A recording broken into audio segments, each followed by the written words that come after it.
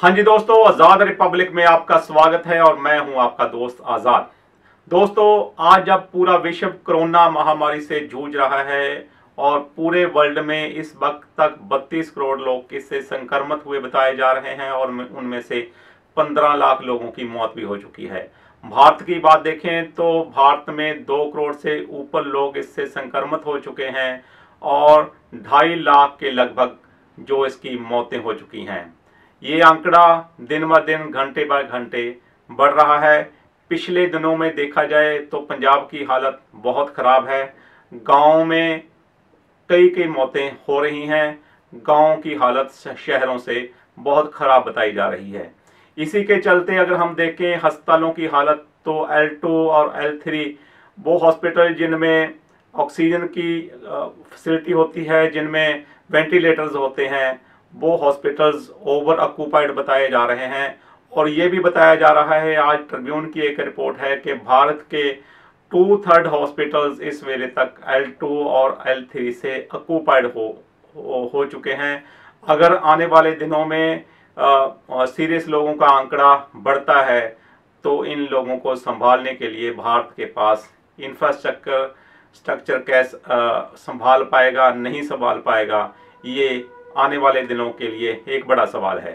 भारत में जहां तक हॉस्पिटल्स की बात करें तो हम सब जान चुके हैं कि इंडिया के पास वैसा इंफ्रास्ट्रक्चर नहीं है जो, अगर हम इस कोरोना की सीवियरिटी को देखें, आने वाले दिनों में जो वायरसेस, जो म्यूटेशंस लगातार हो रही हैं, उनको संभालने में देखें तो इंडिया के जो हेल्थ इंफ्रास्ट्रक्चर है उसकी पूरी तरह से हवा निकल चुकी है और बुरी हालत में है। जहां हॉस्पिटल्स बुरी हालत में हैं, वहीं पर हेल्थ कर्मी, सेहत कर्मी, डॉक्टर्स, नर्सेज, पैरामेडिक्स, उनकी हालत भी बहुत ख़राब है। वो ओवर ऑक्यूपाइड हैं, ओवर बर्डनड हैं, बहुत मेंटल प्रेशर है और इसी के चलते वो हॉस्पिटल्स में मरीज़ों को संभाल रहे हैं। ये बड़ी चिंता का विषय है। इसी के चलते जैसे कि हम पहले ही जानते हैं कि भारत में सेहत कर्मियों की बहुत सारी कमी है। डॉक्टर्स यहाँ पर अवेलेबल नहीं हैं। जहाँ WHO की रिकमेंडेशन है कि 1000 पॉपुलेशन के बाद एक डॉक्टर होना जरूरी है, लेकिन भारत की बात करें तो आज 70 साल की आज़ादी के बाद भी भारत के पास एक डॉक्टर 11,000 लोगों पर आता है।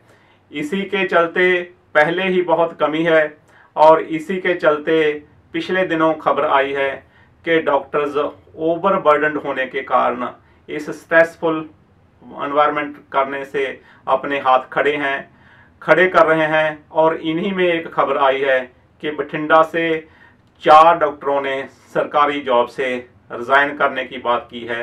ये मुद्दा काफ़ी दिनों से मीडिया में भटका हुआ है और काफ़ी सारे लोग इस पर बात कर रहे हैं, सवाल कर रहे हैं कि डॉक्टर्स जिनको डॉक्टर को अभी तक खुदा के रूप में, किसी भगवान के रूप में देखा जाता था, आज जब मुसीबत की घड़ी आई है तो ये डॉक्टर अपने काम से भाग रहे हैं, अपनी जिम्मेदारी से भाग रहे हैं। कुछ लोग इसको धोखा बताते हैं। अभी ये स्थिति क्या है इसके पीछे रीज़न, आज हम इस विषय पर बात कर रहे हैं कि डॉक्टर रिज़ाइन क्यों कर रहे हैं, डॉक्टर अपने जॉब से भाग क्यों रहे हैं, क्या वो कारण है जिनकी वजह से डॉक्टर्स आज हॉस्पिटल से, गवर्नमेंट हॉस्पिटल से या हेल्थ हॉस्पिटल से अभी भाग रहे हैं, वो रिज़ाइन कर रहे हैं। इसी विषय पर आज हम चर्चा करेंगे। दोस्तों, इस विषय पर हम पॉइंट दर पॉइंट से बात करेंगे। इसके बहुत सारे कारण हैं। एक तो है कि एडमिनिस्ट्रेशन है जो डॉक्टर्स की मसलों को समझती नहीं है। अभी अगर हम देखें, पंजाब की बात करें तो रूरल डिस्पेंसरीज को रन करने के लिए 1182 हॉस्पिटल 2006 में पंजाब सरकार ने उनमें मेडिकल अफसर भर्ती किए थे। आज 2006 से लेकर अगर हम चलें 2021 अभी तक भी उनके जो मेन मसले हैं वो सॉल्व नहीं हुए। उनको जैसी हालतें प्रोवाइड की गई हैं उनमें वो काम नहीं कर पाए। काम करने की बात छोड़ें, जो उनका फाइनेंशियली जो इनको इंक्रीमेंट्स चाहिए वो भी सरकार देने को के लिए तैयार नहीं है। अभी कुछ दिनों की ही बात है कि इन रूरल मेडिकल ऑफिसर्स ने ये सरकार को कहा था कि उनके जो 4 साल इंक्रीमेंट है, जो 4 साल की जॉब के बाद लगते हैं, अभी हो गए नियर अबाउट 15 साल के बाद अभी बात हो रही है कि जो 4 साल के बाद लगने थे वो अभी तक नहीं लग पाए। तो ऐसे वातावरण में डॉक्टर्स कैसे काम कर पाएंगे, ये सोचने की बात है। उन्होंने कहा था कि हम 25 तक अगर हमारे ये मसले सॉल्व ना हुए तो हम रिज़ाइन करेंगे। चलो, उन्होंने वो रिज़ाइन नहीं किया, मंत्री साहब ने उनको आश्वासन दे दिया, लेकिन ये आश्वासन और ये जो है कि ये कब तक चलेगा, क्योंकि ग्राउंड स्थिति जो है मेडिकल ऑफिसर्स के बारे, इन सेहत कर्मियों के बारे में ये बहुत बुरी है। ये इसके बिना एनवायरनमेंट हॉस्पिटल्स में सही नहीं है, उनके साथ डीलिंग सही नहीं होती, दवाइयों की कमी है, ये बहुत सारे रीज़न हैं जो छोटे छोटे रीज़न्स हैं। लेकिन इनमें से अगर हम सबसे बड़े रीज़न की बात करें तो वो है फाइनेंशियल बर्डन। दोस्तों, जब कोई स्टूडेंट डॉक्टर बनना चाहता है तो उसको एमबीबीएस करनी पड़ती है, और एमबीबीएस करने के लिए भारत सरकार आजकल नीट का एग्ज़ाम लेती है। नीट का एग्ज़ाम जिस बच्चे ने 10+2 में मेडिकल की पढ़ाई की है, फिजिक्स केमिस्ट्री बायोलॉजी की पढ़ाई की है, वो बच्चे भारत सरकार के द्वारा लिया गया एग्ज़ाम नीट देते हैं, और नीट में जो मेरिट पर आते हैं, टॉप में आते हैं, उनको मेडिकल कॉलेज में एडमिशन मिल जाती है। एडमिशन तो मिल गई, लेकिन अगर हम बात करें कि उन कॉलेजेस की जो फीस है वो बहुत ज़्यादा है। एक अनुमान से देखा जाए तो ये जो प्राइवेट कॉलेजेस हैं उनका तो कोई हिसाब किताब ही नहीं है। ऐसे लीजिए कि आदेश मेडिकल कॉलेज पंजाब का है, जहां पर 12 लाख एक साल का फीस का खर्चा आता है। 5 साल की डिग्री मिला ले तो 60 लाख तो सीधा फीस का खर्चा हो गया। उसके बिना हॉस्टल के खर्चे, रहने के खर्चे, खाने के खर्चे, किताबें के खर्चे, ऐसे मान के चलें कि 80-90 लाख उस वहां से डॉक्टर को प्रोड्यूस होने में लग जाता है। अगर गवर्नमेंट हॉस्पिटल्स की बात करें तो वहां पर फीस कम है, लेकिन पिछले दिनों हरियाणा सरकार की एक रिपोर्ट है कि वहां पर 53,000 फीस होती थी एक साल की, लेकिन पिछले दिनों हरियाणा सरकार ने वहां की फीस बढ़ाकर 12 लाख कर दी एक साल की।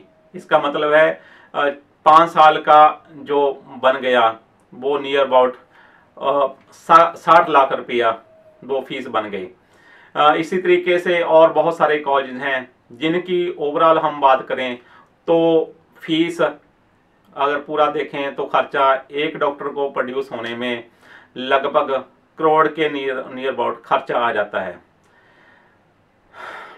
दोस्तों, जब कोई भी विद्यार्थी मेडिकल में आता है तो पहले तो एक तो वो इतना क्वालिफाइड, इतना नॉलेजेबल होना चाहिए कि वो नीट का एग्ज़ाम क्लियर कर पाए। उसके बिना उसके पास बहुत सारे पैसे होने चाहिए ताकि वो किसी भी मेडिकल कॉलेज के जो खर्चे हैं उनको उठा सके। दोस्तों, अगर हम देखें कि कोई आम सा परिवार का स्टूडेंट जो इंटेलिजेंट भी हो लेकिन मेरिट भी में भी आ जाए, लेकिन वो इन मेडिकल कॉलेजेस का अगर खर्चा नहीं क्लियर कर पाता तो वो वहाँ पर एडमिशन नहीं ले पाता। अगर मोटे तौर पर हम बात करें कि इन कॉलेजेस में किसी का एमबीबीएस करना आज के ज़माने में कोई आम बात नहीं रह गई। ये मान के चलें तो एक इन्वेस्टमेंट हो गई कि आपने यहाँ पर इतने पैसे लगाए हैं तो कल आपका यहाँ से बच्चा डॉक्टरी करके निकलेगा तो मार्केट में वो उससे ज़्यादा कमाएगा। कई बच्चे ऐसे होते हैं कि कर्ज लेकर ये पढ़ाई करते हैं, तो कर्ज लेने के बाद जो पढ़ाई करके बच्चा निकला है तो आप कैसे समझ सकते हैं कि वो बच्चा अपनी जो उसने पढ़ाई की है, लोगों को की सेवा करने की, लोगों की बीमारी ठीक करने की, वो उनसे कैसा वो जस्टिस कर पाएगा, ये सोचने की बात है। हाँ, इसके बिना कुछ लोग कम फीस के चक्कर में भारत से जो बाहर मेडिकल कॉलेजेस हैं, जैसे नेपाल हो गया, बांग्लादेश हो गया, चाइना हो गया, रशिया हो गया, मलेशिया हो गया, यूक्रेन हो गया, वहाँ से एमबीबीएस की डिग्री करके आ जाते हैं। वहाँ पर उनको थोड़े से कम पैसे में, ऐसे लीजिए कि यहाँ से जितना खर्चा होता है उससे थोड़े खर्चे में वहाँ से डिग्री हो जाती है। लेकिन वहाँ से डिग्री करने के बाद जब वो उसने भारत में मान्यता लेनी है तो उसको एक एग्ज़ाम देना पड़ता है। और अगर हम उस एग्ज़ाम के रिज़ल्ट्स की बात करें तो कभी भी वहाँ से जो रिज़ल्ट बच्चे पास करके आते हैं तो उनका रिज़ल्ट जो है वो 25% से ज़्यादा बच्चे हैं उसको पास नहीं कर पाते। एक तरीके से यहाँ के जो भारत के मेडिकल कॉलेजेस हैं उन्होंने एक ऐसा सिस्टम बना रखा है कि नेशनल मेडिकल कमीशन जो भारत का है, जो मेडिकल एजुकेशन को रेगुलेट करता है, उस पर ऐसा प्रेशर बना रखा है कि जो एग्ज़ाम लिया जाता है वो इतना टफ होता है कि ज़्यादा करके बच्चे उसको क्लियर नहीं कर पाते। उसका रिज़ल्ट 20-25% से ज़्यादा नहीं होता। इसलिए वहाँ से आए हुए बच्चे भी एक तरीके से ठगे हुए महसूस करते हैं। एक तो भारत से बच्चे ने डिग्री की है, लाखों करोड़ों रुपये पैसे खर्च किए हैं, बाहर से खर्च करके आया है, तो उसके बाद अगर हम ये उम्मीद करें कि वो बच्चा अपनी जो उसका मेन काम है लोगों की बीमारी को ठीक करना, उससे कितना वो जस्टिस कर पाएगा, ये सोचने की बात है। अदरवाइज ऐसे होता है कि उसी कर्जे के दबे उसकी किश्तों को चुकाने के लिए ज़्यादा करके डॉक्टर्स क्या होते हैं वो इस माड़े प्रबंध का हिस्सा बन जाते हैं और महंगी फीसें लेते हैं और वो उन दवाइयों से कमीशन लेते हैं और उसके बिना वो लैब के टेस्ट वो प्रिस्क्राइब करते हैं जिनकी कई बार ज़रूरत भी नहीं होती, लेकिन अपने खर्चे को बियर करने के लिए उनको ऐसा करना पड़ता है। इस तरीके से अगर हम देखें कि उन पर फाइनेंशियल बर्डन, जो डॉक्टर्स पर फाइनेंशियल बर्डन है, वो भी एक बड़ा रीज़न है कि डॉक्टर अपने काम से, अपने प्रोफेशन से अच्छी तरह से जस्टिस नहीं कर पाता और आज ये हालत है कि डॉक्टर्स छोड़ कर जा रहे हैं जॉब। एक तो फाइनेंशियल बर्डन हो गया जिसकी वजह से जो डॉक्टर्स हैं वो जॉब छोड़ते हैं। दूसरा जो बड़ा बर्डन है, पहले क्या होता था कि एमबीबीएस करने के बाद बहुत सारे डॉक्टर गवर्नमेंट जॉब में एडजस्ट हो जाते थे और वो ऐसे सोच लेते थे कि चलो उनका जो मेन खर्चा था, उनके रिटर्न ऑन इन्वेस्टमेंट हो गया, तो उनकी फ्यूचर की सिक्योरिटी उसमें थी। लेकिन अभी देखें तो 2004 के बाद जितने भी मुलाजिम भारत सरकार के, पंजाब सरकार के हैं, तो उनके लिए जो पेंशन की सिक्योरिटी होती थी वो भी सरकार ने ख़त्म कर दी है। अभी सबके लिए न्यू पेंशन सिस्टम एक चालू कर दिया है। उसमें क्या होता है कि हर मुलाजिम का कुछ पैसा कटता है और उसमें भारत सरकार भी अपना कुछ शेयर डालती है और उस सारे को शेयर मार्केट में लगाया जाता है।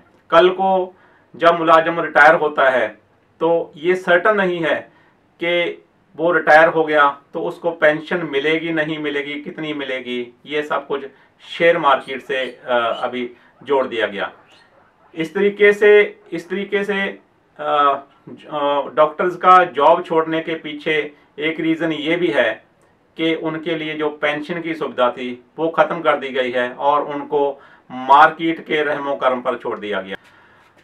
अगर आप ये समझते हैं कि 40 लाख, 50 लाख, 1 करोड़ तक खर्चा करके जो स्टूडेंट वहाँ से डॉक्टर बन के आ रहा है तो वो शायद अपना सारा खर्चा उठा रहा है, ऐसा नहीं है।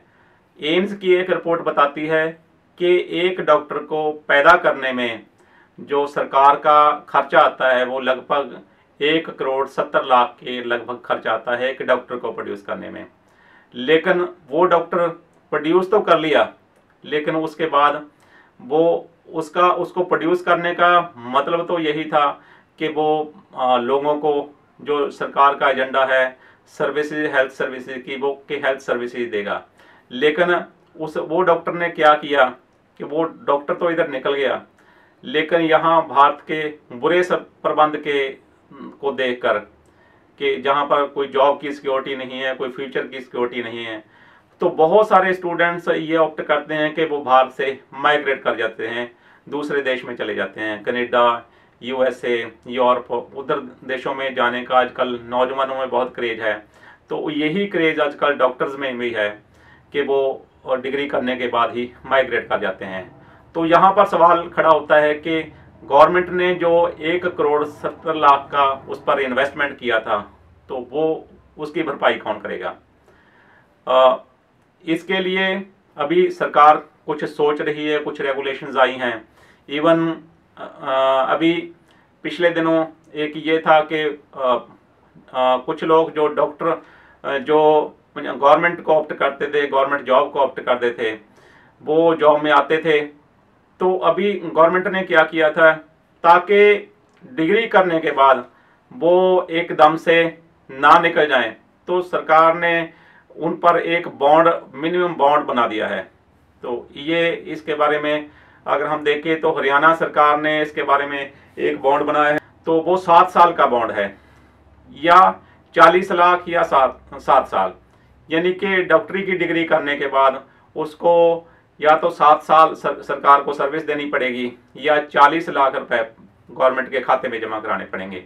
इसी तरह से ये बॉन्ड यूपी सरकार ने 10 साल का रखा है और इसकी अमाउंट 1 करोड़ की रखी है, कि ताकि ज़्यादा से ज़्यादा डॉक्टर्स हैं वो गवर्नमेंट में, जो गवर्नमेंट ने उन पर इन्वेस्ट किया है, वहाँ पर सेवा दे सकें। दोस्तों, जहाँ हम जानते हैं कि भारत देश एक गरीब देश है, यहाँ पर अनपढ़ता बहुत है। ऐसे में आम लोग हेल्थ के बारे में सोचें, अपनी सेहत के बारे में वो कुछ प्लान करें, तो लगता नहीं है कि ऐसा कुछ वो कर पाते हैं। उनके लिए तो क्या होता है कि नॉर्मल हालात में कोई बीमारी वो समझते हैं कि वो बीमार नहीं होंगे, वो परवाह नहीं करते। प्राइमरी लेवल की जो हेल्थ होती है, अवेयरनेस होती है, वो भी नहीं लेते। और जब उन पर बीमारी आ जाती है तो वो क्या करते हैं, वो अपना घर भी गिरवी रखने को तैयार हो जाते हैं। तो ऐसे हालात में लोग अवेयर होंगे और वो सरकार पर प्रेशर डालेंगे ताकि उनके लिए जो हेल्थ इंफ्रास्ट्रक्चर है वो क्रिएट करे। तो मुझे लगता है ये काफ़ी आगे की बात है। आगे के समय में ये होगा तो हम ये उम्मीद कर सकते हैं, लेकिन अभी इसके हालात नहीं हैं। अभी क्या होता है कि हर सरकारें आती है, वो लोगों को से वादे बहुत करती है, लेकिन जब उसको लागू करने की बात होती है तो उनके 5 साल निकल गए होते हैं। तो यही कुछ पिछले समय से, बहुत आज़ादी के समय से अभी तक ये चल रहा है कि लोगों को लगता है कि ये होगा, लेकिन अभी तक हो नहीं पा रहा। तो इसी के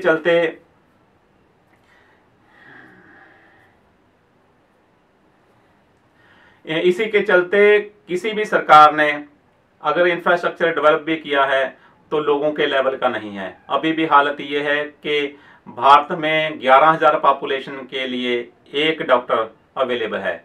अभी भी देखें तो भारत में 6 लाख डॉक्टर्स की कमी है, जबकि यहाँ के डॉक्टर्स बाहर चले जाते हैं, लगातार माइग्रेट कर रहे हैं। उन जो 6 लाख जो यहाँ पर प्रोड्यूस होते हैं उनको सरकार संभाल नहीं पा रही, इंफ्रास्ट्रक्चर डेवलप नहीं कर पा रही। अभी अगर हम पिछले 10 साल की बात करें तो कहा गया था कि मोदी गवर्नमेंट का जो मेन प्रायोरिटी होगी वो हेल्थ सेक्टर होगी, लेकिन हेल्थ सेक्टर तो उसकी प्रायोरिटी रही, लेकिन उसमें उन्होंने गवर्नमेंट का जो पब्लिक सेक्टर था उसको बढ़ावा नहीं दिया, उसने कॉरपोरेट को बढ़ावा दिया। अभी कुछ दिनों की ही रिपोर्ट है कि पिछले 5 साल में जो मेडिकल इंश्योरेंस का ग्रोथ है वो 35% हुआ है। इसका मतलब ये है कि लोगों के, गवर्नमेंट का ये प्लान है कि लोग इंश्योरेंस प्लान खरीदें और अपना जो खर्चा है उस पर आना है वो उन इंश्योरेंस कंपनी से ले। तो अगर लोग खुद अपना काम करेंगे तो गवर्नमेंट का क्या काम रह जाएगा, ये सोचने वाली बात है। तो दोस्तों, ये सब बातें हैं कि डॉक्टर्स कैसे प्रोड्यूस होते हैं और क्या कारण है कि वो लोगों को सेवा नहीं दे पा रहे। तो ये कुछ एक रीज़न थे।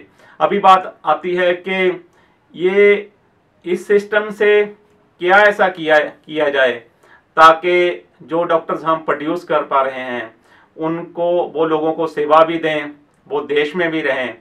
तो वो कौन कौन से पॉइंट हैं? मेरे ख्याल से ये 2-3 पॉइंट मेरे ध्यान में हैं जिन पर गवर्नमेंट को ध्यान देना चाहिए। सबसे बड़ा पॉइंट तो यही है कि जो डॉक्टर्स को पैदा करने के लिए एडमिशन फीस है, जो कोर्स की फीस है, वो नॉमिनल होनी चाहिए। नॉमिनल मीन्स कि हर बच्चा उसको अफोर्ड कर पाए। अगर वो बच्चा थोड़े पैसे देकर पढ़ा होगा तो वो देश की सेवा के बारे में भी सोचेगा।